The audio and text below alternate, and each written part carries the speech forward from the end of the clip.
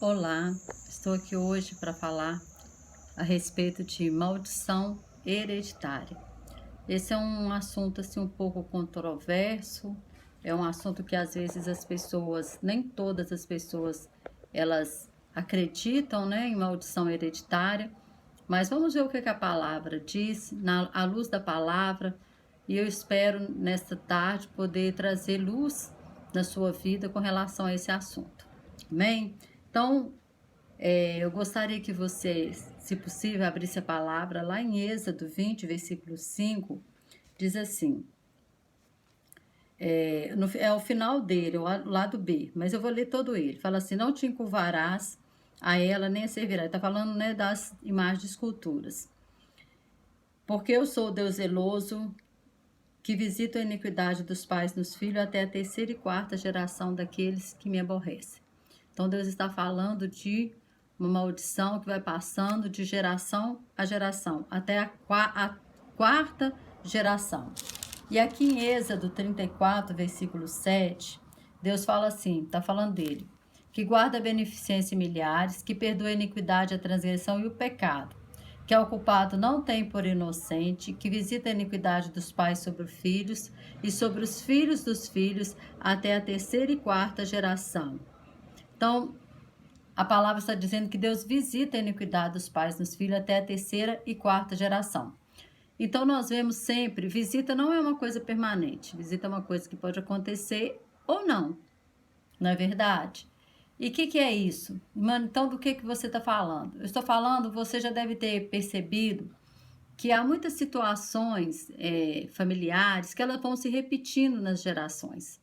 Às vezes tem família que você vê que ninguém casa, aí vem outra geração, um ou outro casa, mas sempre tem problemas, está sempre o problema voltando na área do casamento. Outras famílias já casa, mas todo mundo separa. Outras já tem problema na área da prostituição, outras já é vício. Então, assim, sempre quando você vai vendo a história familiar, o histórico da família, você vai vendo a árvore genealógica, você vai vendo que sempre há alguma maldição que vai se repetindo. E Deus, ele mostra que ele não enxerga somente nós, ele enxerga também os nossos antepassados. Que para apresentar Jesus Cristo, tanto em Mateus como em Lucas, que tem a genealogia de Jesus, ele fala de 14 gerações, ou seja, ele sempre, você quando lê a Bíblia, até enjoado às vezes lê genealogia, mas até ele chegar na pessoa que ele quer falar, ele vai falando o fulano, filho de ciclano, filho de tal, fulano de tal, até chegar na pessoa. Porque Deus, ele não só enxerga a nós, mas ele enxerga toda a nossa árvore genealógica. Você vê no Velho Testamento, ele fala, eu sou o Deus de Abraão, de Isaac e de Jacó. Então, ele estava sempre trazendo os antepassados, sempre falando dos antepassados. E aí, eu vou dar para você, então aqui está falando de maldição hereditária. Aí eu vou te falar a primeira maldição que acontece, que está lá em Gênesis 1, vamos ler aqui Gênesis 1, versículo 27 e o 28. Nós vamos estar entendendo direitinho esse assunto.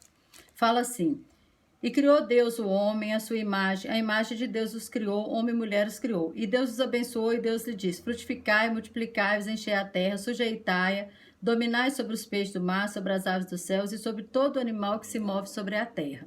Então, Deus faz a terra e Deus dá ao homem, toda a autoridade sobre a terra, sobre os animais, sobre tudo aquilo que se move. E aí no Salmo 115, verso 16, Deus fala assim que Deus, que os céus são os céus de Deus, mas a terra Deus deu ao filho dos homens. E aí o que acontece quando o homem peca? Aí nós vimos aqui Deus dando essa autoridade para o homem. Aí quando chega em Gênesis 3, quando o homem peca, no versículo 17 diz assim, e Adão disse, porquanto deste ouvir a voz de tua mulher e comeste da árvore que te ordenei, dizendo, não comerás dela, maldita é a terra por causa de ti. Aí eu pergunto para você, o que a terra fez para ser maldita? A terra não fez nada, mas a terra estava debaixo da autoridade do homem. Estão me entendendo? Então, ela estava se tornando maldita porque o homem abriu uma porta para que ela se tornasse maldita através do pecado. Então, quando eu explico no primeiro vídeo que a maldição é quando nós desobedecemos ao Senhor e que nós abrimos uma porta para que a maldição entre, né, através do pecado, então o pecado é a legalidade, ou seja, um direito legal que nós damos para o diabo atuar na nossa vida. E aqui no caso, como Adão estava com autoridade sobre toda a terra, ele dá uma legalidade para o diabo, né, entrar na terra. E ele rouba essa autoridade de Adão, porque Deus deu a terra para o homem, Satanás não é homem e nem filho do homem. Então ele rouba, por isso que lá em João 10, Jesus disse assim, que Satanás ele veio para matar, né, roubar e destruir, no João 8. Em João 10, Jesus fala que ele é o bom pastor e que o bom pastor, ele entra pela porta. As ovelhas ouvem sua voz e o seguem. Ou seja, que porta é essa que Jesus está dizendo? Essa porta é que Jesus nasceu como homem. Se para ter autoridade na terra tem que ser homem, Jesus, então, ele entrou pela porta do nascimento como homem. Então, ele tinha natureza divina, mas também tinha natureza humana. Então, ele tinha autoridade sobre a terra, porque ele é homem. Então, Deus deu essa autoridade para o homem.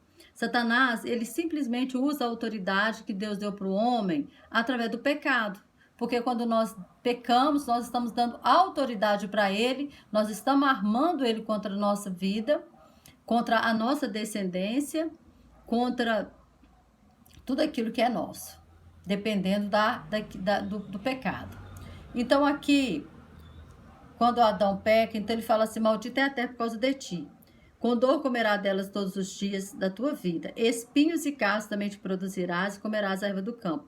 Ou seja, a terra não produzia espinho até então. Então, o espinho é uma maldição. A terra só passou a produzir espinho depois do pecado. Então, o espinho é uma maldição. E Jesus levou justamente o que? Uma coroa de espinho. Ou seja, Jesus ele já levou as nossas maldições. Nós não precisamos mais viver debaixo de maldição. Porque tudo que Jesus precisava fazer, ele já fez. Ele já levou. Só que, como eu disse, a maldição não quebra automaticamente quando eu aceito Jesus. Lá em Lucas 4, versículo 7, versículo 5, 4, versículo 5. Quando, na tentação de Jesus, que Satanás leva ele no alto monte, mostra para ele todos os reinos do mundo e fala para ele assim, tudo isso eu te darei se prostrado me adorares, porque a mim me foi entregue e dou a quem quero. Não foi entregue, ele roubou, né, do homem essa autoridade. Então, quando nós pecamos, nós estamos dando a Satanás um direito legal de atuar na nossa vida. Então tá, irmã, na nossa vida. Mas o que isso tem a ver com a minha descendência? Tem a ver com a minha descendência é o seguinte, porque a partir do momento que eu cometo um pecado, que eu abro uma porta na minha vida, vou te dar um exemplo, vamos supor que na minha família alguém cometeu um suicídio. Então, para a pessoa cometer um suicídio, ele abriu uma porta para um espírito de morte. Não que ele quisesse morrer, mas ele queria matar aquilo que estava matando ele, né? Vamos se dizer assim. Ele queria solucionar o problema. Aí ele morreu.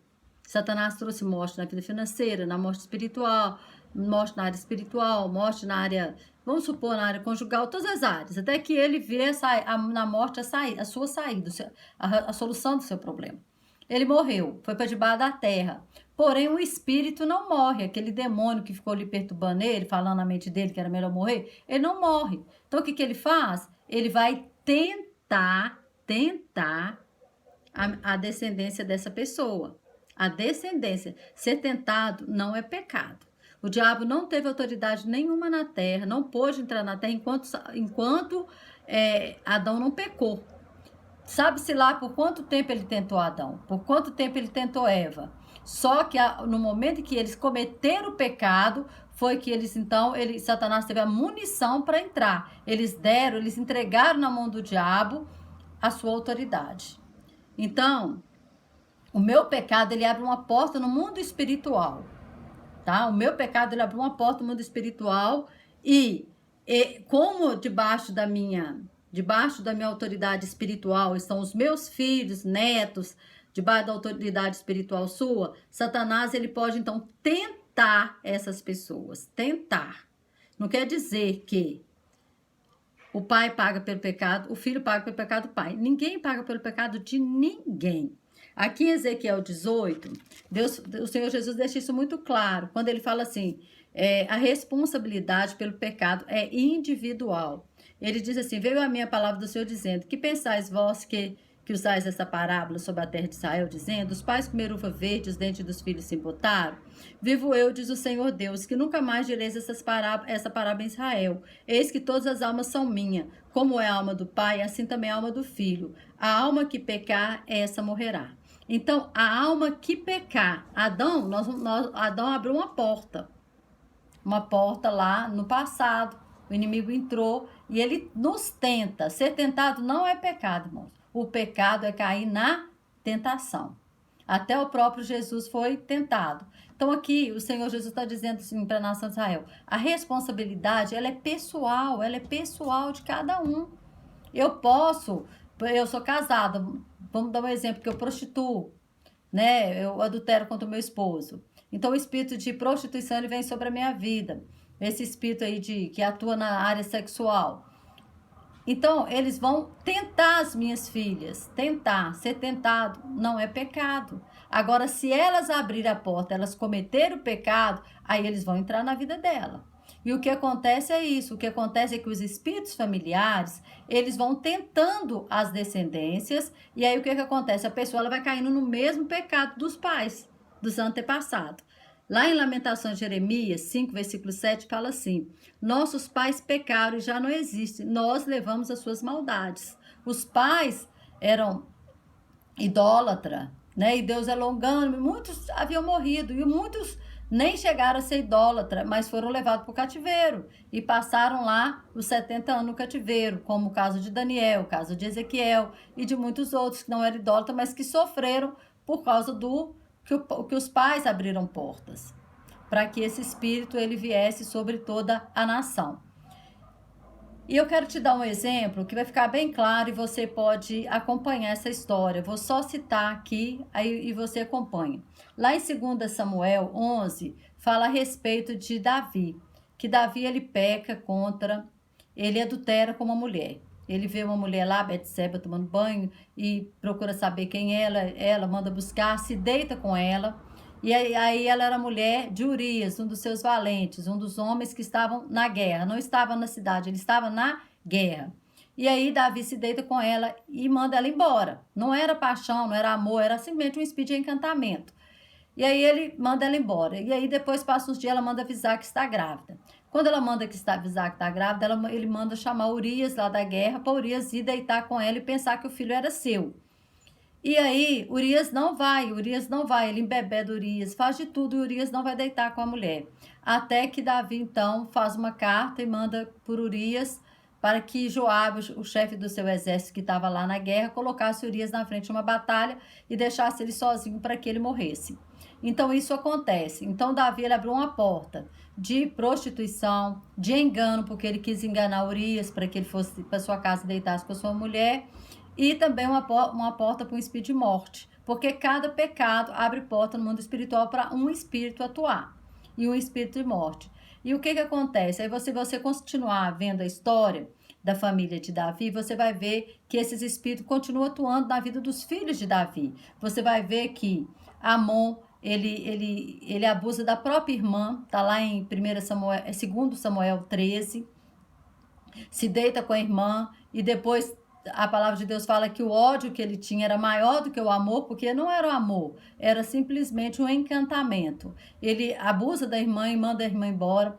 O outro irmão, Absalão, fica muito chateado e vê que o pai não faz nada, então arma uma situação, engana o pai, porque o espírito de engano também, a porta foi aberta para o espírito de engano, engana o pai que ia fazer uma festa e que era para chamar todos os filhos, para todo mundo ir, e Amon vai, e ali naquela festa, então, ele espera Amon ficar embriagado e manda que matassem Amon.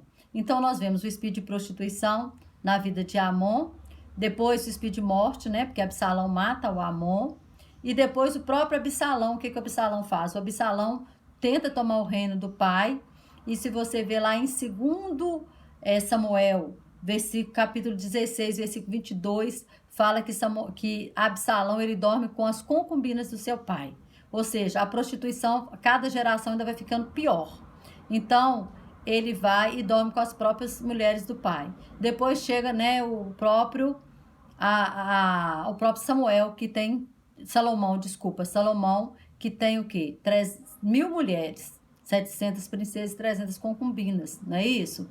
Então, irmãos, nós temos que entender isso, que a maldição ela vai ficando cada vez pior.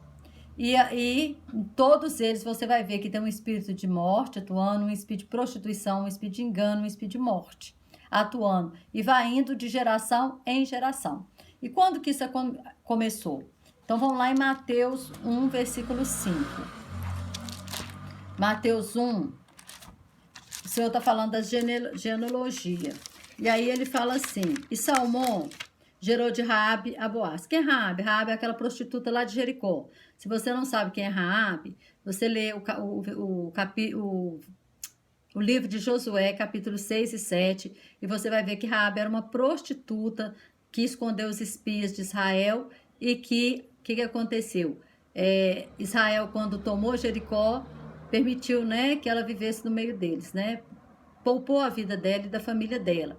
E aí ela casa com Salmo. E aí aí fala assim, Salmo gerou de Raabe a Boaz, Boaz gerou de Ruth a Obed, Obed gerou Jessé e Jessé o rei Davi. Ou seja, aquela prostituta, ela entra na linhagem de Davi. Ela se torna tataravó de Davi. Então a prostituição vem daí. Então, todos nós temos uma história, todos nós temos uma genealogia. A Bíblia diz assim, conhecereis a verdade vos libertará. Então, a verdade é a palavra de Deus. O próprio Jesus disse, né, naquela oração que ele faz para nós, para todos nós, né? Em João 17, ele fala, Pai, santifica-os na verdade, a tua palavra é a verdade. Então, nós sabemos que a Bíblia é a verdade, que o Deus Pai, Deus Filho, Deus Espírito Santo é a verdade. Então, nós temos que conhecer a verdade da palavra, a verdade de Deus, e pedir ao Senhor que revele a verdade também nossa. Por quê? Porque muitas vezes nós já somos salvos, mas vivemos debaixo de maldição, porque nós não quebramos. Porque a aliança é uma coisa, nós temos uma aliança com o Senhor, uma aliança no sangue de Jesus. A aliança, ela é bilateral, é entre duas pessoas. Então, é entre o Senhor e nós. Então, tem a parte de Deus e tem a nossa parte. Então, no próximo, depois você veja o outro vídeo que eu ensino como que quebra a maldição. Porque a maldição, ela não quebra automaticamente quando eu aceito Jesus.